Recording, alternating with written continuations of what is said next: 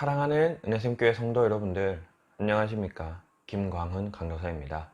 우리 오늘 하루도 하나님의 말씀의 인도하심을 따라 살 때에 하나님께서 주시는 복을 누리고 또 그 복을 경험할 수 있는 그런 귀한 시간, 귀한 하루가 되었으면 좋겠습니다. 이 시간 함께 살펴보고 싶은 하나님의 말씀은 시편 128편 1절에서 6절까지의 말씀입니다. 여러분들은 여러분들의 인생에서 가장 중요한 것이 무엇이라고 생각하시나요? 물론 그리스도인이라면 하나님이 가장 중요하지만 그것을 우리 잠깐 제외시키고 하나님은 제외시키고 우리가 이 세상에서 가장 중요하게 생각하는 것이 무엇인가요? 어떤 사람은 건강이 제일 중요하다라고 하는 사람도 있을 거고요. 또 어떤 사람은 돈이 가장 중요하다라고 하는 사람도 있을 겁니다. 근데 제 개인적으로 저에게 있어서 가장 중요하다고 여겨지는 것은 가족, 가정이라고 생각합니다. 내가 아무리 건강해도요, 가정이 없으면 결국 나중에 나이 들어서 외롭고 혼자 쓸쓸하고 그렇게 내 마음 둘 곳 없이 그런 아무리 건강한 몸을 가지고 있다 하더라도 외로움 속에서 그렇게 살아가는 모습을 또 보게 되는 것 같습니다. 또한 내가 돈이 아무리 많아도 우리 가정에 늘 불화가 있고 가족의 형제끼리의 다툼이 있고 이런 삶이 있다면 돈이 아무리 많아도 가정의 이런 문제와 불화 때문에 결코 행복하다라고 그렇게 생각하기는 어려운 것 같습니다. 이처럼 가정은 우리의 삶에 있어서 아주 중요하다고 여겨지는데요.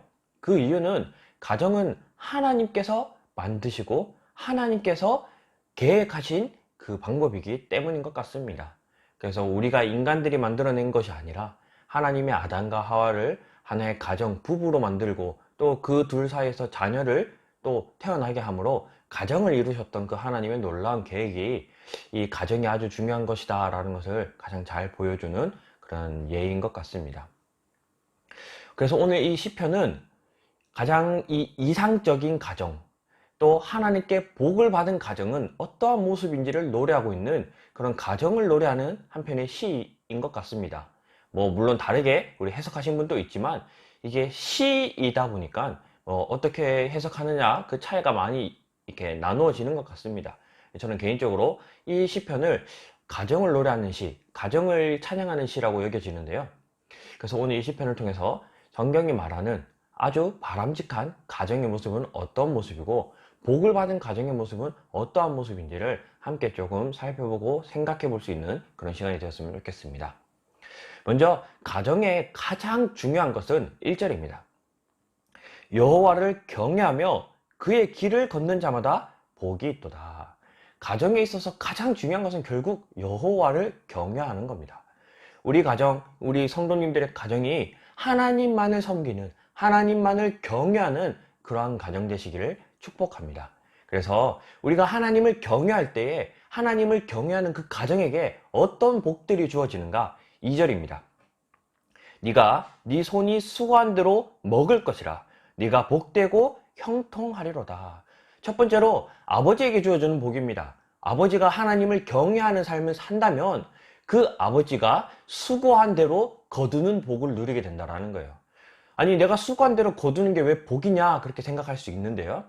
하나님께서 인간에게 이 아담과 하와가 선악을 알게 하는 나무의 열매를 이제 먹고 그 다음 하나님께서 에덴 동산에서 내쫓으시면서 사람에게 땀을 흘려야지만 그 수확을 거둘 것이다 라고 말씀을 하셨습니다. 그래서 인간은 수고한 만큼 수확을 거둬야 되는데 우리가 사는 것이 힘든 이유는 내가 수고하는 것보다 그거에 비해서 더 적은 것을 얻기 때문에 힘든 삶을 사는 겁니다. 내가 열의 수고를 했다면 열의 결과를 얻는다면 우리는 수고한 만큼 결과를 얻기 때문에 이 세상에서 부족함 없이 살아갈 수 있는데 내가 열의 수고를 했는데 다섯의 결과만을 갖게 된다면 내가 그 더 많은 내가 목표하는 어떤 그 결과를 얻기 위해서는 갑절의 노력 또 그보다 더 훨씬 많은 노력을 가해야지만 우리가 그 결과를 얻게 되는 그런 이 세상을 살고 있기 때문에 우리가 수고한대로 거두는 것이 정말 귀한 복인 것 같습니다. 하지만 세상은 우리가 수고하는 것 이상의 것을 요구를 하고 또 우리가 우리의 노력 그 이상의 노력을 했음에도 우리가 받는 결과는 아주 우리의 노력에 비해서는 아주 볼품없는 그런 결과들만 우리가 받게 됩니다. 그래서 우리가 이 세상 사는 것이 힘들고 괴롭게 되는데요. 하나님을 경외한다면 하나님께서는 그 가정에게 수고한 대로 거둘 수 있는, 특별히 오늘 이 2절 말씀은 아버지에게 적용할 수 있는데, 아버지에게 그 수고한 대로 결과를 얻는 복이 주어진다라고 이야기하고 있습니다. 그리고 3절입니다. 내 집 안방에 있는 내 아내는 결실한 포도나무 같으며 내 식탁에 둘러앉은 자식들은 어린 감람나무 같으리로다. 먼저 두 번째로는 이제 어머니가 여호와를 경외하는 삶을 살면 결실한 포도나무 같은 복이 주어진다라는 겁니다. 포도나무는 아주 특별한 나무인데요. 우리가 나무라고 하면 일반적으로 이렇게 그 굵은 이 기둥을 가지고 있는 그런 튼튼한 나무를 생각하기 쉬운데, 포도나무는 덩쿨류에 속합니다. 그래서 이렇게 기둥이 굵은 나무가 아니라요, 아주 가는 그런 줄기들이 이렇게 꼬불꼬불꼬불 자라서 벽을 타고 자라거나 아니면 주변에 어떤 그런 기물들을 이렇게 타고 자라나는 덩쿨나무입니다. 이 포도나무의 특징은 이 결속력인데요. 포도나무가 이렇게 덩쿨을 펼쳐서 주변의 것을 이렇게 옮아매게 되면 그 포도나무에 의해서 주변의 것들이 이렇게 탁 결속되는 그러한 특징을 가지고 있습니다. 그래서 어머니가 여호와를 경외하면 그 가정이 결속력이 뛰어나다라는 거예요.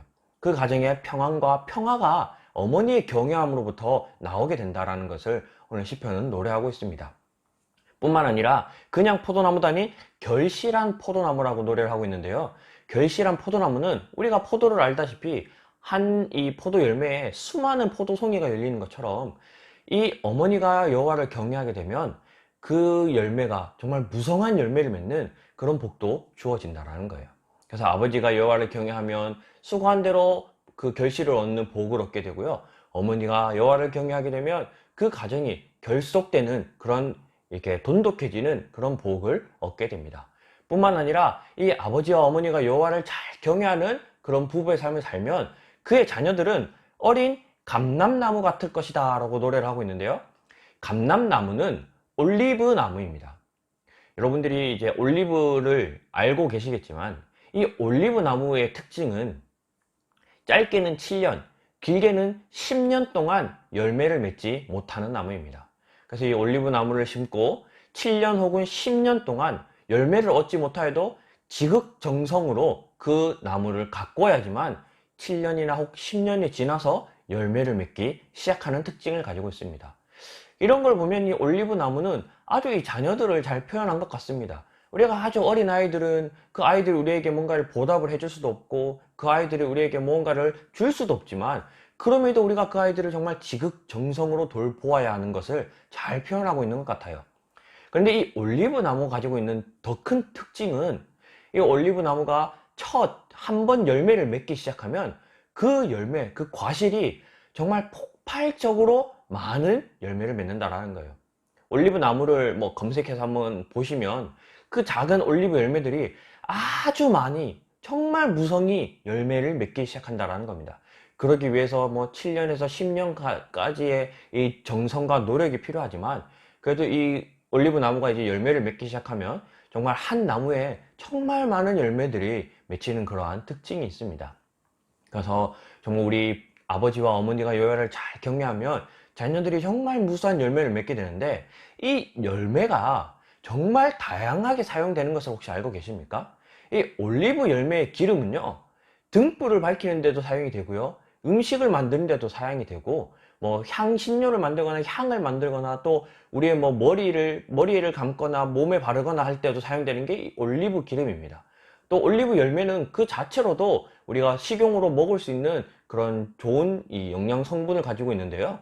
이처럼 올리브 열매는 정말 많은 그런 이 용도로도 사용이 되는 것처럼, 하나님을 잘 섬기는, 하나님을 잘 경외하는 그런 가정의 자녀들은 정말 많은 재능과 또 많은 방향으로서의 하나님의 은사들이 주어질 수 있다라는 것을 노래하고 있습니다. 그래서 이러한 정말 복을 받는 우리 귀한 성도님들의 가정이 되었으면 좋겠습니다. 그러기 위해서는요, 4절입니다. 여호와를 경외하는 자는 이같이 복을 얻으리로다. 여호와를 경외하는 가정들, 여호와를 경외하는 자들에게 아버지는 수확을 거두는 복을 얻게 되고요. 어머니는 평안을 주는 복을 얻게 되고요. 자녀들은 무수한 열매와 또 무수한 재능을 갖게 되는 복을 얻는데, 이 복은 결국 여호와를 경외해야지만 얻을 수 있다라고 노래를 하고 있습니다. 그래서 이 복 앞에도 여호와를 경외하라, 이 복 끝에도 여호와를 경외하라 라고 노래를 하고 있어요. 근데 이 복이 5절 말씀에는요, 여호와께서 시온에서 내게 복을 주실지어다. 너는 평생에 예루살렘의 번영을 보며 내 자식의 자식을 볼지어다. 이스라엘에게 평강이 있을지로다 라고 끝맺고 있습니다. 이 복이 하나님께서 바로 우리에게 주시는 것이 아니라 좀 특이하게 시온에서 복이 우리에게 주어진다라고 노래하고 있습니다. 이 시온은 우리가 조금 또 좁은 의미로 보면 교회로 번역을 할 수 있고요. 그래서 우리가 교회로부터 복을 받는다. 조금 더 넓은 의미로, 조금 더 이렇게 깊은 의미로 보면 예수 그리스도를 의미하는 그런 또 노래이기도 합니다. 그래서 예수님을 통해서 우리가 복을 받는다라는 이 뜻을 이해할 수 있는데요. 단지 우리가 이 교회, 예수 그리스도라고 해서 건물인 교회를 가서 이 복을 받는다라고 생각하시면 안 됩니다. 여기서 말하는 이 시온에서의 복은 우리 가정이 그냥 두 사람, 세 사람 모여서 하나님을 찬양하고 하나님의 말씀 보고 함께 기도하는 것, 그 작은 예배의 모임도 하나님은 교회라고 여기시기 때문에 우리가 집에서 함께 모여서 하나님을 찬양하고 집에 모여서 가족끼리 함께 모여서 하나님의 말씀을 읽고 기도한다면 그곳에서부터 복이 흘러 들어가기 시작한다라는 거예요. 그래서 내가 하나님으로부터 바로 복을 받는 것이 아니라 항상 이 시온을 통해서 우리가 복을 얻게 되는데, 이 시온이 교회이기도 하고요, 또 예수 그리스도이기도 하다라는 겁니다. 그래서 우리가 이 가족끼리 두세 사람이 모여 예수 그리스도의 이름으로 함께 예배를 드릴 때에 그곳에서부터 복이 흘러 넘친다라는 거예요. 그래서 우리가 정말 가정에서부터 하나님을 잘 섬기고 가정에서부터 하나님을 예배드리는 그런 귀한 성도님들, 또 그런 귀한 성도님들의 가정이 되었으면 좋겠습니다. 그런 귀한 성도님들의 가정을 통해서 하나님께서 주시는 그 귀한 복을 누리고 또 그 귀한 복을 받았다면 이제 세상으로 흘려보낼 수 있는 우리 그런 귀한 성도님들이 되시기를 오늘 이 가정을 축복하는 이 노래를 통해 여러분들의 가정을 축복합니다. 그래서 오늘 이 말씀을 우리가 붙들고 한 2가지 정도 기도했으면 좋겠는데요. 첫 번째는 우리 자기 자신을 위해 기도하도록 하겠습니다. 내가 먼저 여호와를 경외하는 삶을 살고 내가 먼저 하나님으로부터 복을 받을 수 있도록 우리 자기 자신을 위해 우리가 하나님을 잘 섬길 수 있도록 우리 자기 자신을 위해 기도했으면 좋겠고요. 두 번째는 우리 가정을 위해 기도했으면 좋겠습니다. 우리 가족이 정말 하나님을 잘 섬기는 가족 돼서 정말 하나님께서 주시는 그 귀한 복을 또 누리고 살아갈 수 있도록 우리 가족을 위해 기도했으면 좋겠고요. 특별히 우리 가족 중에 아직 믿음이 연약한 가족이나 혹은 아직 하나님을 믿지 못하는 가족이 있다면 정말 그 가족의 이름 한 명 한 명을 불러가면서 우리 가족을 위해, 우리 가정을 위해 이 시간 기도했으면 좋겠습니다. 우리 자기 자신과 가정을 위해 기도함으로 오늘 하루도 시작하도록 하겠습니다. 다 같이 기도하겠습니다. 사랑하는 하나님, 감사합니다.